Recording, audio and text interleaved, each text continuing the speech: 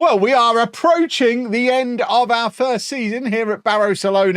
I think we should just have some nice mid-table obscurity, which was a lot more than they could have hoped for at the start of the season. But who knows? We might get sucked into a relegation battle or a playoff promotion battle. We're not going to get sucked into either battle. We are just going to finish mid-table. But watch the video anyway. It's going to be very exciting.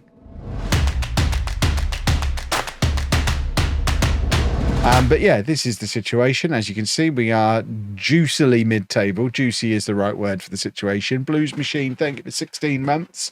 We've got 5 games of the season left. Mission is finish above Posh, because they could have had me as their manager and chose not to by forcing me to storm out of the interview.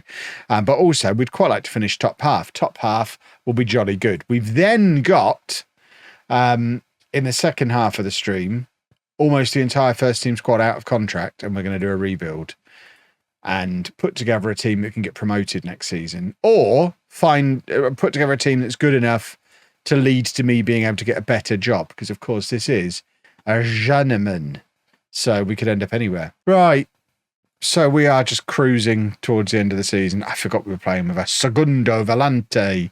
I need to grow up. That is very childish, playing with a Segundo Volante. What team am I again for Non-League to Legend? Not yet announced. Basically, I've not yet decided. I've not decided whether I'm doing the one I was going to do now, or if I'm still saving that for FM25 and doing a different one now. Oh, crumbs. I've messed up my tens machine. Oh, I've stuck the pads to the pads. It's all gone wrong over here. Well, I know I want to do it. I'm actually not sure. I think people might riot if I did it. And there's no point me telling you what the idea is, because you lot will all love it. And it's not you lot I need to sell it to. See, you say do it, Topher, because, again, you're the wrong audience. I need the casuals. The whole point of Non-League to Legend is we bring in the casuals. And I don't think the idea brings in the casuals. I need to keep things as simple as possible to bring in the casuals. The guys who come along once a year to watch Non-League to Legend, they're the ones I need to appeal to. Which means I might do it when FM25 comes out. We'll do a second Non-League to Legend, then with a twist.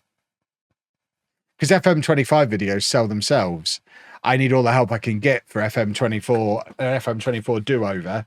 So doing a typical Non-League to Legend that people know and love might be the sensible thing to do. I'm not sure. Basically, we're going to do one over the next 9 months. We're going to do one normal one with a twist, and I've just got to decide which order to do them in. The outcome of the coin flip is potentially only worth tens of thousands of pounds. Because I'm not even entirely sure which one is the safe option of the two.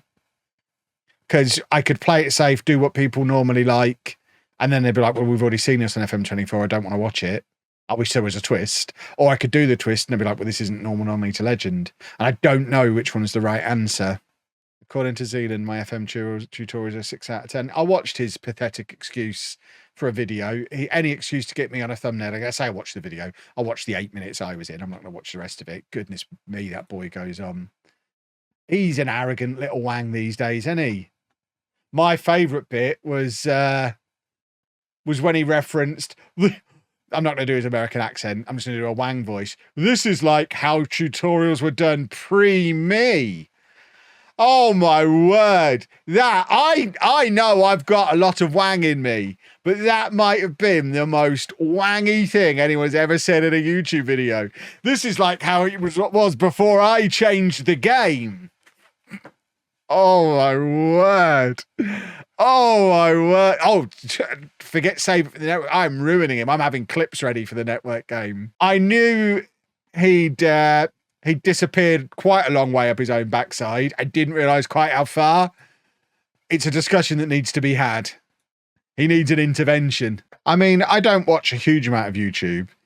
My favourite bit was when he picked on me having a little intro. And it's like, I mean, maybe that is old school. That doesn't mean it's bad.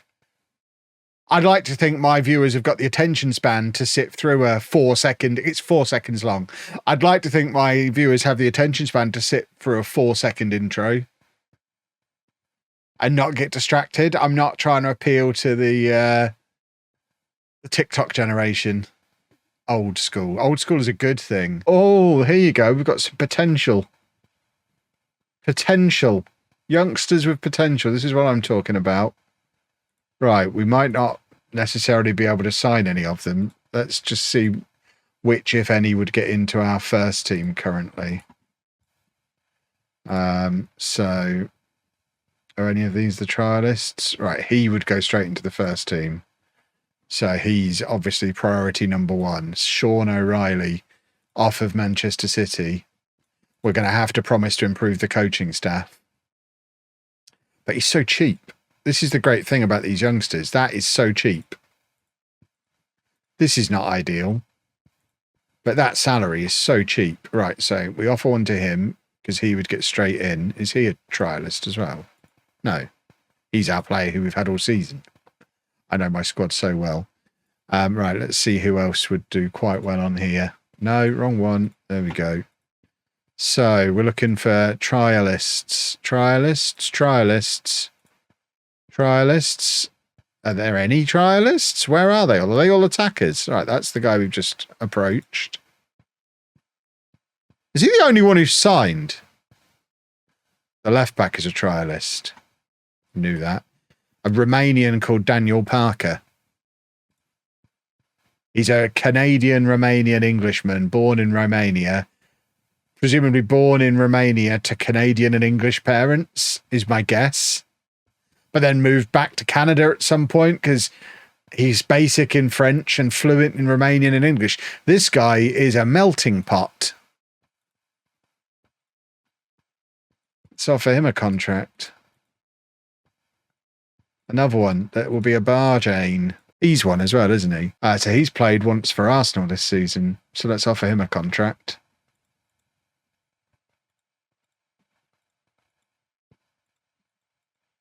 And let's see if any of the rest of them are any good. So we've already offered contracts to him. Right, these ones we haven't. So Andy Dawson. We don't need all these wingers. We've already offered to one winger. That's another left winger. We don't need loads of left wingers. Johnny Moore. So we've already offered to him. We'll try for Johnny Moore as well. Then we've got one left, one right, and one who can do both. You know what? If they're willing to come in as breakthrough prospects, I might try for a couple more. Because breakthrough prospects don't expect to play straight away, do they? So we'll get a little bit of a conveyor belt going. A talent conveyor belt. Is that all of them I've offered for now? We haven't offered for him. I mean, we may as well go for them all. Some of these left backs are going to have to learn to play... left wingers, sorry, are going to have to learn to play left back. Or centre forward. We can't sign all these wingers and nothing else. Right. Oh, God, is he from Spurs? I didn't even realise. Oh, you can smell it on him. No, we can't do that. That's ridiculous. Right, we'll have him. And we'll have him. So 2 from Arsenal, 3 from Man City. That seems like a sensible summer recruitment policy. New to the channel, loving it so far. Really looking forward to this stream tonight. What's the network game? The network game is where me and Dr. Benji and Work the Space and Zealand all play each other for weeks upon end in the same save. And then at the end of it, they all have to accept that I'm better than them at Football Manager because I always win. That's the network game summed up in a nutshell. So if you want a proper taste of how that works, Mr. Handsome has just scored. There's highlights videos on the YouTube channel that you might want to go and watch. They're fun. Oh, Matt did send me the instructions for how to fix this. Did he text them to me or did he send them to me some other manner? We can fix it live and then you lot will actually know what the fix is. The game might be about to crash here because I'm doing this while the game is open.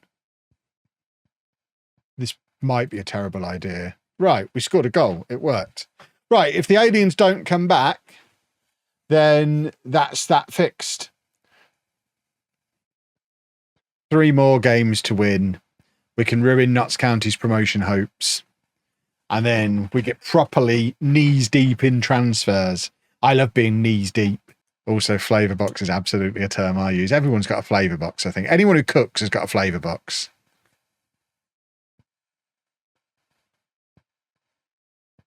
Like a normal person, I have tins in the cupboard. I mean, I love this house. It's a massive improvement on our previous house. The one downside is real lack of storage space in the kitchen. Like half the amount of storage in the like cupboard space in the kitchen that we had in the previous house. It's one of the reasons I threw away the old flavour box because I couldn't fit it in anywhere. I don't have room for just random tins of custard that I might use one day. We've got one cupboard like this size that we can put tins and jars and stuff in, and that's all we've got space for. But like I'd put eggs in the fridge before bread, even though they don't belong there. Principles prevent me from doing that. I mean, like I say, the bread's not in the fridge yet. At the moment, the bread's sitting on top of the microwave, which I guess we're just going to get radiation poisoning in our bread. Is that a thing that can happen? But ultimately, I mean, this might be the solution, actually. We don't ever use the microwave. We could maybe just keep it in the microwave because we don't ever use the microwave. So maybe the solution is we keep the bread in the microwave. Or bin off the microwave, get a bread bin. My favourite comment from somebody, and I didn't read it at the time, but I clocked it as I was reading it, but didn't say it out loud because I was in the middle of a rant. Someone said me talking about a kitchen cupboard was, what was the quote? Tory and through the keyhole vibes. Just to clarify, and we're not getting into politics, does having a kitchen make you a Tory? I might have missed the memo on that one. Because that's absolutely deranged. So if you have kitchen cupboards, you're a Tory. Okay. Now I understand. Where do Labour voters keep their food? Just like in a bin liner in the corner?